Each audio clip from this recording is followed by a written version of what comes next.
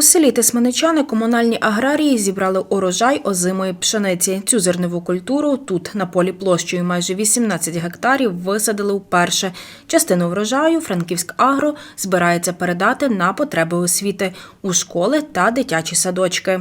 Збір проводимо безпосередньо в строки.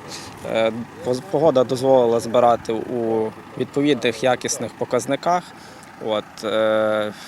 Пшеницю ми включили в структуру посівів комунального підприємства вперше з метою якихось соціальних проєктів. Очікуємо на досить хороший врожай. Частину залишимо на насіння, а частину спробуємо переробити на муку.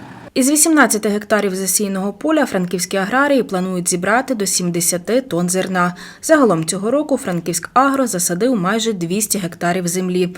У громаді тепер вирощують гречку, соняшник, сою, кукурудзу та озиму пшеницю. Це дозволить у майбутньому забезпечити громаді продуктову безпеку.